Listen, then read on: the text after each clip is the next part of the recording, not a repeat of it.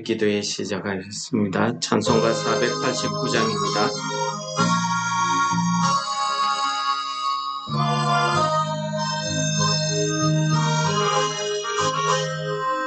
저 요단강 건너편을 찬란하게 뱉는지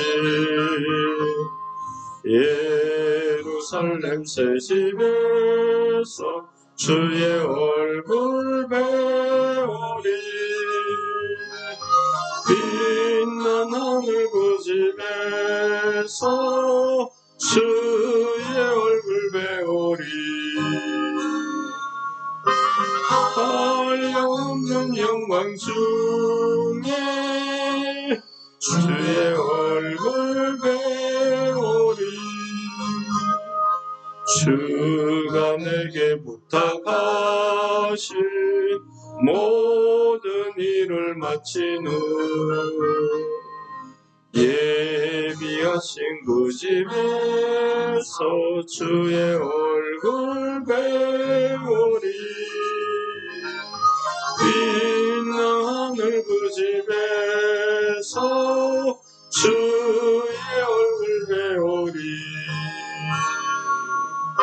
한량없는 영광 중에 주의 얼굴 배우리 성도들이 함께 모여 할렐루야 부를 때 나도 기쁜 마음으로 바닷가여 부르리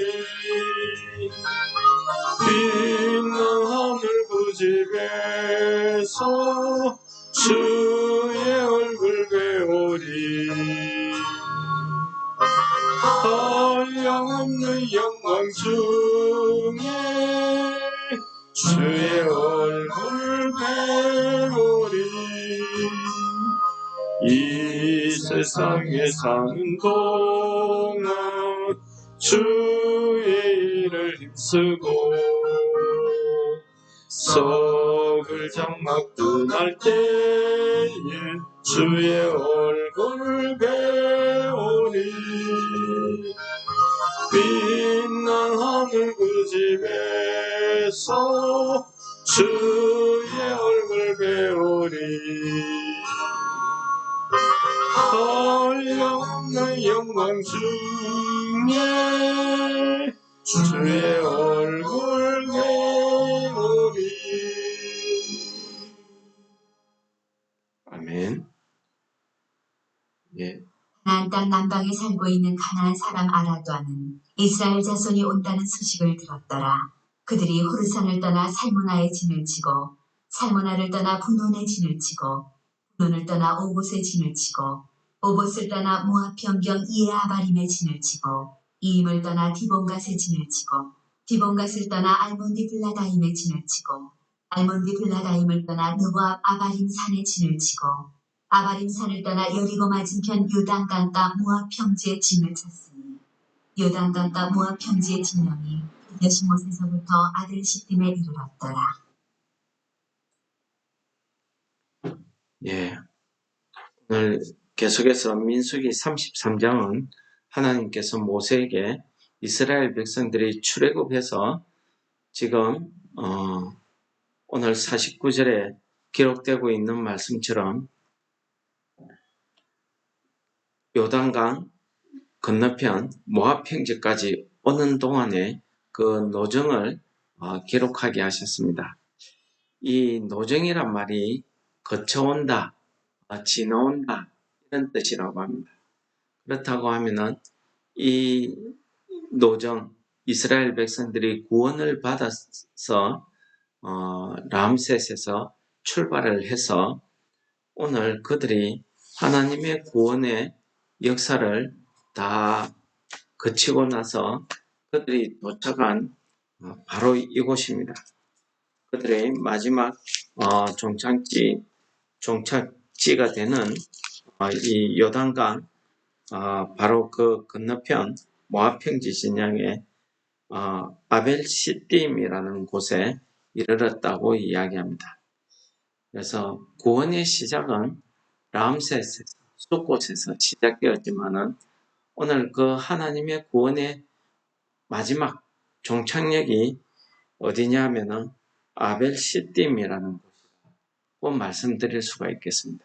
이제 이스라엘 백성들의 그 구원을, 하나님의 구원을 받아서 구원의 역사가 끝났기 때문에 지금부터는 하나님이 약속하신 그 가나안 땅, 약속하신 그 땅, 새하늘, 새 땅에 이제 들어가기 위한 그 일이 시작된다고 이렇게 보셔야 됩니다. 우리의 신앙생활에서도 마찬가지인 것 같습니다. 우리가 구원을 받아서 믿음이 생겨서 이제 그리스도인으로서의 삶을 살아가기 시작하는 그때, 하나님의 백성으로 이 땅을 살아가기 시작하는 그때, 그 기분, 그 마음의 자세, 그 심정이 아마 오늘 가나안 땅 여리고를 마주보고 있는 이 시딤에서 있는 이스라엘 백성들의 그 마음, 심령과 똑같지 않은가, 이런 생각을 오늘 말씀을 통해서 해보았습니다.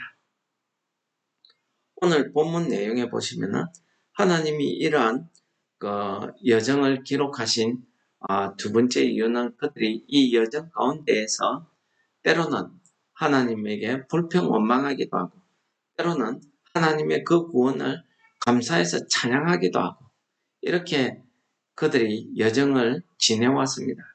근데 오늘 말씀해 보시면은 40절이 딱 시작되면서 그 노정 가운데 하나의 그 역사가 기록되고 있습니다. 물론 39절에 아론이 호르산에서 죽었다는 그런 기록도 되어 있지만은 여정 가운데 하나님께서 이스라엘 백성들에게 꼭 그 포인트가 되는 곳, 그런 사건들을 이렇게 기록하셨는데, 그 중에서 우리가 일반적으로 잘 알려지지 않은 사건이 있습니다. 그 사건이 40절에 기록되어져 있는 가나안 땅 남방에 살고 있는 가나안 사람 아랏 왕은 이스라엘 자손이 온다는 소식을 들었더라.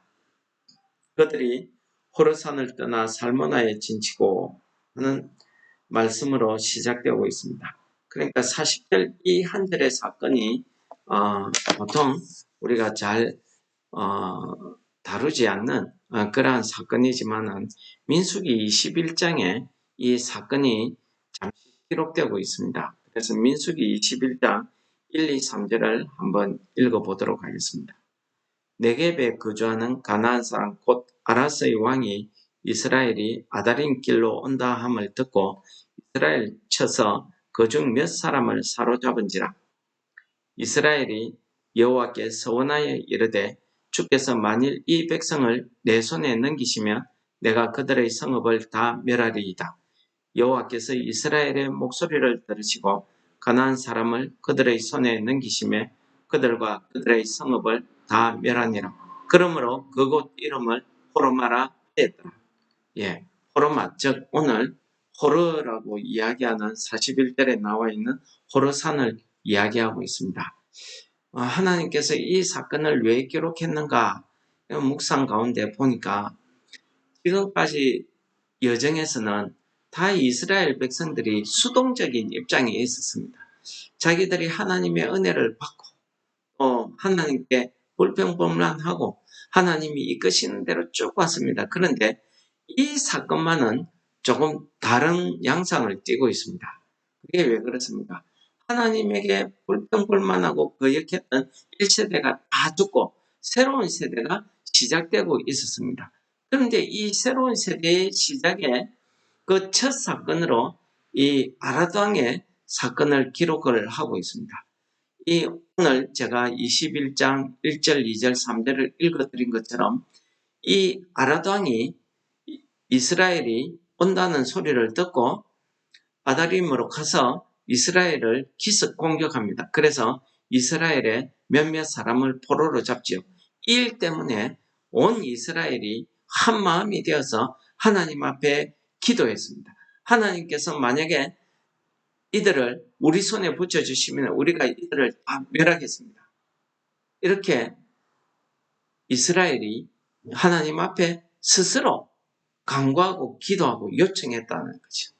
지금까지는 그들이 모세를 통해서 혹은 모세가 중보기도 하고 이런 식으로 어린애와 같은 그런 신앙으로 그냥 받기만 하는 그런 믿음으로 살아왔다고 하면은 이 사건에서는 자기들 스스로 일어나서 스스로 성장하고 스스로 움직이고 스스로 믿음 생활을 하는 이런 모습을 스스로 하나님 앞에 기도하는 이런 모습을 기록해 둔 것입니다. 여러분 어떻게 생각하십니까?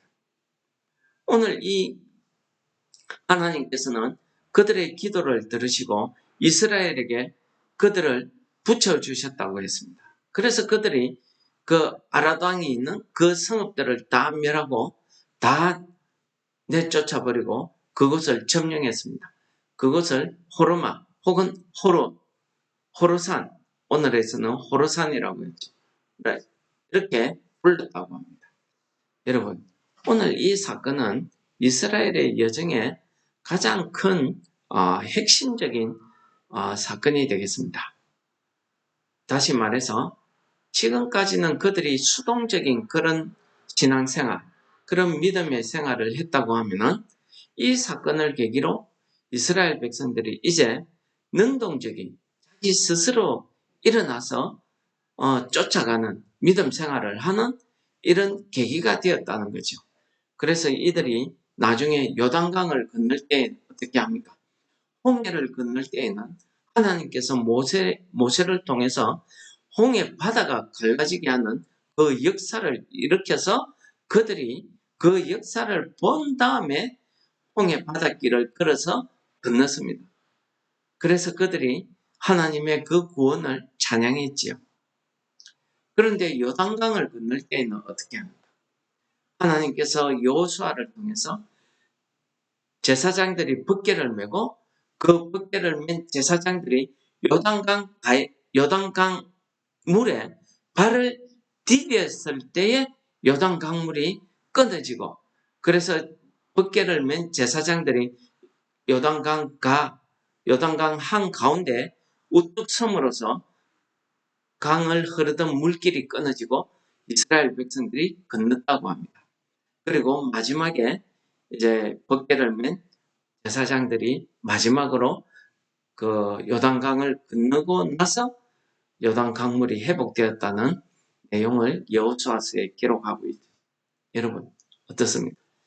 지금까지 우리가 구원을 받고 이 약속의 땅 하나님이 주겠다고 하는 그 약속의 땅 앞에 오기까지는 수동적인 그러한 삶을 살았다고 하면은 수동적인 믿음을 가졌다고 하면은 이제부터는 능동적인 그런 믿음을 가지는 그런 여정이 시작되더라는 것입니다.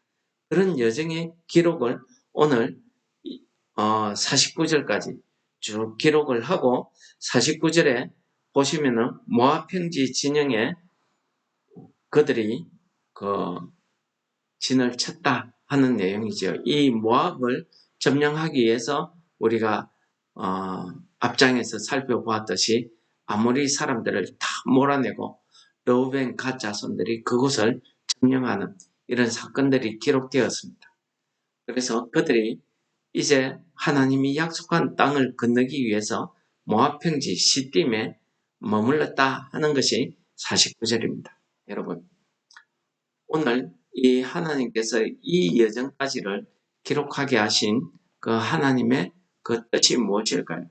그 당시에 이스라엘 백성들에게 그들의 삶 여정 가운데 하나님께서 계속해서 인도하시고 하나님의 은혜와 보호하심이 있었다는 것을 그들로 하여금 잊지 말도록 하는데 하나님의 그 뜻이 있지 않았나 이렇게 생각이 듭니다.